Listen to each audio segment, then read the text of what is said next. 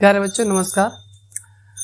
हम लोग class 10th के इतिहास का अध्ययन कर रहे थे और इस अध्ययन के दरमियान हम लोग जो पिछले वीडियो में पढ़े थे वो कहा जाए कि 1830 की क्रांति और 1848 की क्रांति के बारे में पढ़ चुके थे। आपको मैं बता रहे थे कि देखिए 1830 की क्रांति और 1848 की क्रांति एग्जाम में आता है, तो आशा करते हैं कि आप इसे अच्छे से समझ गए होंगे और नहीं समझे होंगे तो चलिए 2 मिनट में हम लोग क्या करते हैं उसको रिकॉल कर लेते हैं। नेक्स्ट वीडियो जो हम लोग पढ़े थे पिछले वीडियो में वो था कि 1830 की क्रांति। देखिए उसमें आपको पहले ही बता दें कि 1830 की क्रांति से पहले वहां पे फ्रांस के जो शासक था वो कौन था, लुई 18वां, जो कि अच्छा था, वो उसने अच्छा कार्य किया था। लेकिन हुआ क्या, हुआ ये कि 1824 में उसकी मृत्यु हो गई थी। मृत्यु के बाद वहां का जो राजा बनता है वो चार्ल्स दसम बनता है, जो बिल्कुल निरंकुश बाई था, है ना। उसको जनता के सुख दुख से कोई मतलब नहीं था और वो तो क्रूर था ही, लेकिन उसने क्या किया, अपनी क्रूरता के सारे हदें पार कर दी। और पार करने के बाद हम ये देख रहे थे कि किस तरीके से पोलेगनिक को प्रधानमंत्री बनाता है और पोलेगनिक फिर कहा जाए कि लुई 18वां के द्वारा किए गए संवैधानिक सुधार को समाप्त कर देता है। लोगों में गुस्से की भावना आ जाती है और फिर कहा जाए कि लोग विद्रोह करने के लिए उतावुल होते हैं और इस विद्रोह को दबाने के लिए चार्ल्स दसम क्या करता है, 4 अध्यादेश लाता है 25 जुलाई 1830 को। इसकी भनक लोगों को लग जाती है, क्योंकि यह अध्यादेश क्या था कि लोग एक इकट्ठा हो नहीं सकते हैं, संघ नहीं बना सकते हैं, अभिभाषण नहीं मतलब संबोधित नहीं कर सकते सभा को। तो इसके विरुद्ध में इसकी जानकारी लोगों को 26 जुलाई को पता चल जाता है। 26 जुलाई को जैसे ही जनता को मालूम होती है, 27 जुलाई को उन लोग 27 से लेकर के 29 जुलाई तक पूरा विद्रोह होता है और अंततः हमें देखते हैं कि 30 जुलाई 1830 को चार्ल्स दसम गद्दी को त्याग देता है और त्यागने के बाद आर्लियंस वंश के एक शासक था उसको दे करके चला गया था। और उसके बाद हमें देखते हैं कि 1848 की क्रांति हुई थी। तो एक बार क्या करेंगे, आप उसे एक अच्छे से अध्ययन कर लेंगे। उसके बाद इस क्रांति के बाद क्या हुआ कि विभिन्न प्रकार के प्रभाव देखने को मिलते हैं। जैसे कहा कि हेडिंग क्या था, इटली का एकीकरण। अब देखिए इटली के एकीकरण के 2 काल पीरियड है। एक तो कि 1815 के पहले की इटली कैसा था और 1815 के बाद इटली कैसा हुआ, क्योंकि 1815 वो कालखंड है जिसमें वियना संधि हुई थी और वियना संधि के तहत इसका मुखिया कौन था, आपको बताए थे कि इसका मुखिया मेटरनिक था, क्योंकि वही सब विभाजित करने का काम किया था। तो 1815 के पहले की इतिहास इटली का कैसा रहा और 1815 के बाद इटली का इतिहास कैसा रहा, इसके बारे में आज अध्ययन करेंगे और ये देखेंगे कि इटली के एकीकरण में क्या क्या बाधाएं थी। क्योंकि देखिए हम लोग प्रॉपर ये समझ लेते कि इटली जर्मनी के एकीकरण की बाधाएं नहीं, इटली के एकीकरण की बाधाएं अलग थी और जर्मनी के एकीकरण की बाधाएं अलग थी। दोनों का ये बात तो सत्य है कि दोनों का एकीकरण लगभग एक साथ होता है, लेकिन बाधाएं अलग अलग थी। आप देखेंगे कि किस तरीके से जर्मनी में कहा कि अगर एक चीज देखें तो जर्मनी 300 छोटे बड़े राज्य में विभक्त था, जबकि इटली ऐसा नहीं था। तो दोनों के एकीकरण का कुछ जो तथ्य थे वो अलग अलग थे, एकीकरण एक समय में हुआ था। तो हम लोग देखते हैं कि किस तरीके से एकीकरण 1815 के पहले की इटली कैसी थी और 1815 के बाद क्या हो गया। ठीक है, देखिए हम आपको पहले से भी कुछ यहाँ पे लिख रखे हैं, उसको समझते हैं। कहता क्या है कि 1815 के पूर्व, ठीक है, 1815 के पूर्व इटली की राजधानी रोम था। इस चीज को समझिए, 1815 के पहले इटली की राजधानी कहाँ था, रोम में था। और कहता क्या है, इटली का इतिहास काफी गौरवशाली रहा। जाहिर सी बात है कि जब कोई आक्रमणकारी नहीं होगा, कोई किसी के दबाव में नहीं रहेगा, तो जाहिर सी बात है किसी भी देश, भारत का भी एक इतिहास रहा था जिसको सोने के चिड़िया कहते थे। बाद में बाद में कहा कि हमारे यहाँ अंग्रेज आए, कई व्यापारी आए, हमारे यहाँ शासन करना शुरू कर दिए और लूट के लेके चल गए। हम इसके ऊपर भी एक अलग से वीडियो बनाएंगे बहुत जल्द। हम लोग कहा जाए कि आधुनिक भारत के इतिहास का वीडियो लाने वाले हैं। फिलहाल अभी कक्षा 10वीं की वीडियो चल रही है। देखिए कहता क्या है कि इटली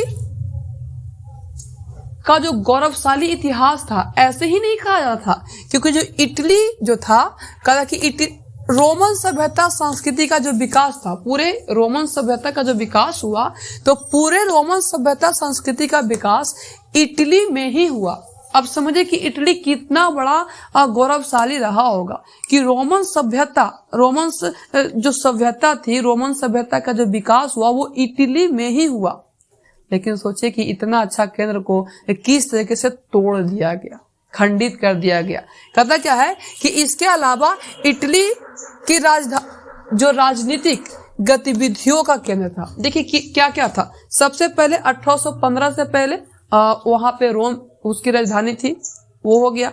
दूसरी बात, गौरवशाली इतिहास था। तीसरी बड़ी बात, सबसे बड़ी बात यह है कि वहां पे रोमन सभ्यता की विकास हुई थी और इटली राजनीतिक गतिविधियों का बहुत बड़ा केंद्र रहा था। अब इसके ऊपर किसी की नजर लग जाती है। रीजन क्या है? कहता क्या है कि ईसाई कैथोलिक की शक्ति का केंद्र पोप था। अब देखिए उस समय का पोप का क्यों जिक्र कर रहे हैं, क्योंकि आपको आएगा ये पोप ही ऐसा है जो एकीकरण करने में बाधा डाल देता है। तो कहता क्या है कि ईसाई में भी कौन सा, ईसाई दो भाग में टूट गया था, एक कहा कि कैथोलिक और एक प्रोटेस्टेंट। तो यहाँ पे कैथोलिक ईसाई वाला का केंद्र था कौन? इटली। देखो पहले से कहता हूं, ईसाई धर्म दो भाग में टूटा, एक कैथोलिक और दूसरा प्रोटेस्टेंट। तो इटली में कौन सा ईसाई वाला था? जो कैथोलिक थे, है ना, जो कैथोलिक थे वो ईसाई के शक्ति का केंद्र पोप था। अब रीजन क्या था कि 1815 के बाद इसकी गौरवशाली अतीत समाप्त हो गया। क्यों? क्योंकि 1815 में वियना संधि होती है और वियना संधि के तहत होता क्या है कि 1815 के बाद इटली 4 भाग में विभक्त हो गया। सोचिए, आपको उस समय हम एक बात बताए थे कि केक कटेगी तो सब में बटेगी। आपको बताया था कि देखो वियना संधि हुआ, वाटरलू युद्ध में नेपोलियन हार गया, अब देखिए इसको बांटने का काम किया जाएगा। तो इटली उस समय 4 भाग में बट गया। एक उत्तरी इटली जहां पे राजतंत्र का प्रभाव रहा, एक ऑस्ट्रिया के प्रभाव वाला क्षेत्र जहां पे प्रत्यक्ष रूप से ऑस्ट्रिया का क्या था, प्रभाव था, एक मध्य इटली और मध्य इटली में पोप का अधिकार था, और चौथा था दक्षिण इटली, और दक्षिण इटली में 2 प्रांत आते थे, एक है नेपल्स और दूसरा है सिसिली। देखिए एक लाइन और, नेपोलियन ने इटली के विजय के पश्चात उसे 3 गणराज्य में गठित कर दिया। लेकिन जब नेपोलियन, चूंकि आपको बताए थे कि नेपोलियन 1799 में ही फ्रांस पे कब्जा कर लिया था, वो बात अलग है कि 1804 में औपचारिक रूप से उसको क्या किया गया, राजा माना गया वहां के सीनेट के द्वारा। और 1806 में ही, याद रखिएगा इस चीज को, इटली पे वो आक्रमण करता है। आक्रमण करने का वो जीत लेता है। जीतने के बाद उसे 3 भाग में, 3 बड़े गणराज्य में उसको गठित करता है। एक का नाम था सिस्पाइन गणराज्य, दूसरा क्या था, क्या लिखा हुआ इसमें देखिए, लिगुलियन, एक सिस्पाइन, दूसरा लिगुलियन और तीसरा ट्रांसपेटेड। ये 3 गणराज्य, बोला कि अब ऐसे नहीं चलेगा, उत्तरी दक्षिणी ये सब नहीं, ये प्रॉपर क्या कर दिया, नेपोलियन ने इटली के विजय के पश्चात उसे 3 गणराज्य में बांटा। पहला सिस्पाइन गणराज्य, दूसरा लिगुलियन और तीसरा ट्रांसपेटेड। लेकिन अंततः क्या होता है, 1804 में नेपोलियन का पतन हो जाता है। आपको पहले ही लिखे इसमें कि 1804 में क्या हुआ बाबू, नेपोलियन का पतन हो गया। अब नेपोलियन जब हार गया, हारा कौन सा था, वाटरलू युद्ध में हारा था। तो वाटरलू युद्ध के बाद कहता वियना संधि हुई थी। वियना संधि में आपको बताए भी थे कि ऑस्ट्रिया इसमें था, ऑस्ट्रिया था, प्रसा था, ये सब 3-4 क्षेत्र थे, 3-4 देश थे। वियना संधि के तहत क्या हुआ कि इटली के 2 राज्य को एकीकृत कर दिया। क्यों? क्योंकि पहले जब नेपोलियन था तो नेपोलियन ने क्या किया, उसको अलग अपने तरीके से बांटा। लेकिन अब मेटरनिक का ये रूल था कि हम पौराणिक नीति को लागू करेंगे, और पौराणिक नीति के अकॉर्डिंग उसने क्या किया, उसने ये किया, कहता क्या है कि पिडमॉन्ट और सार्डिनिया को मिला दिया। पहले ये दोनों अलग अलग थे, दोनों को क्या कर दिया गया, मिला दिया गया। अब ये 1815 और 1800 बाद के कालखंड को हम लोग देख लिए। आपको 1815 का पीरियड ये है और 1815 के बाद का पीरियड यहां तक आता है। अब देखिए ऐसा प्रश्न बनता है कि इटली के एकीकरण की बाधाएं क्या है। अब बच्चे गलती क्या करते हैं, जर्मनी के एकीकरण को लिख देते हैं कि इटली 300 छोटे बड़े राज्य में विभक्त था, बशर्ते कि इटली नहीं था, वो जर्मनी था। हम जर्मनी के बारे में आगे आपको बताएंगे, लेकिन इटली की क्या बाधाएं थी। तो इटली के एकीकरण के सबसे जो बड़ा बाधा था वो था भौगोलिक स्थिति। ये समझिए आप, भौगोलिक स्थिति इसका इतना दयनीय था। अब भौगोलिक स्थिति में एक देखिए रियल मैप इटली का नहीं है, ऐसे ही समझने के लिए आपको बता रहे हैं कि कुछ भौगोलिक स्थिति इटली का ऐसा था। इटली देखिए क्या था, एक तो उत्तरी इटली था, एक तरफ दक्षिणी और बीच में मध्य। अब उत्तरी इटली में किसका था, यहां से देखिए राजतंत्र का प्रभाव था, और दक्षिणी इटली में भी कहा है कि नेपल्स और सिसिली थे। अब ये दोनों मिलना चाहता था, एकीकृत होना भी चाहे तो कैसे हो जाए, बीच में कौन है, पोप। और अब आप सोचते होंगे कि दोनों मिल के बीच में तो दोनों तरफ से मारना शुरू कर दे, ऐसा नहीं था। पोप जो इटली जो था, इटली मध्य इटली में पोप का अधिकार था, और पोप में वो भी कौन सा ईसाई वाला, कैथोलिक। जैसे ही ये दोनों कहा जाए कि इसको पोप को दबाते कि पूरे यूरोपियन कंट्री में जो कैथोलिक मानने वाले थे वो इसके ऊपर हमला कर देते, और हमला करते तो जाहिर सी बात है कि स्थिति दयनीय हो जाती, क्योंकि उतना तो शक्तिशाली था नहीं था। अब पोप क्या था, पोप चाहता था कि इटली का एकीकरण हो, लेकिन कैसे, धार्मिक एकीकरण से। तो ये बाधाएं थी। अब एक और बात था फ्रांस का हस्तक्षेप, तो ऑस्ट्रिया का हस्तक्षेप। फ्रांस का समर्थन पोप को प्राप्त था, क्योंकि फ्रांस में भी ईसाई धर्म थे अधिक मात्रा में। तो इतने इटली जो था, उत्तरी इटली और दक्षिणी इटली इतना शक्तिशाली नहीं था कि दोनों फ्रांस को भी पराजित कर दे, ऑस्ट्रिया को भी पराजित कर दे, क्योंकि इस पे पोप तो बड़ी अड़चनें डाल ही रही थी। लेकिन इटली में भी कहा कि इटली में फ्रांस का हस्तक्षेप था, तो मनोबल बढ़ा। हम आपको बता रहे थे कि मेजेनी को इटली का मसीहा कहा जाता है। अब इटली के मसीहा कहने का तात्पर्य है कि एक क्या और मतलब इनके अलावा और कोई नहीं। आपको पहले बताया था कि मसीहा कहने का मतलब है अच्छा काम कर देते।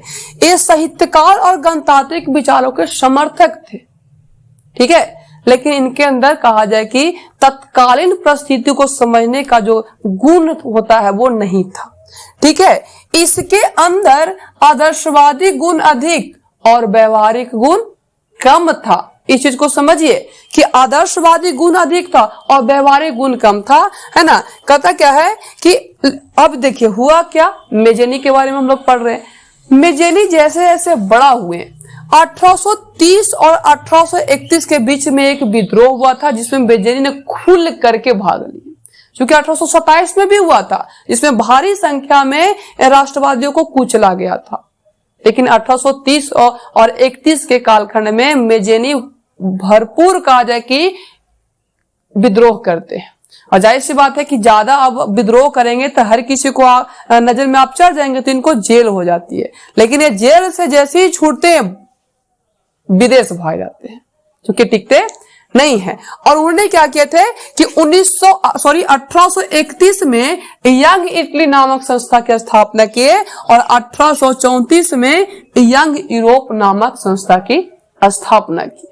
इसके बाद कहता क्या है कि अब चूंकि अब चले गए थे, अब यहाँ पे एकीकरण भी होना चाहिए था। उस समय सार्डिनिया और पिडमोंट के शासक कौन था, चार्ल्स एल्बर्ट।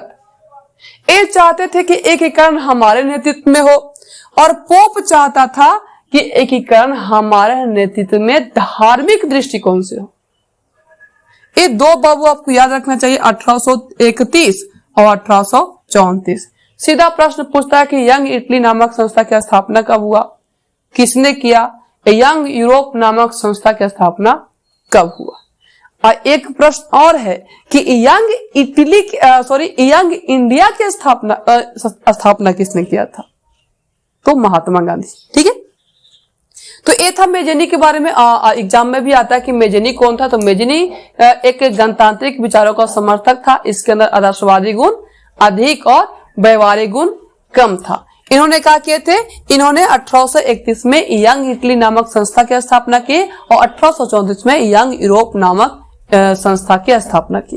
ये दोनों संस्था बाबू कहा जाए कि राष्ट्रवादी विचारधाराओं पे चलने वाले संस्था थे।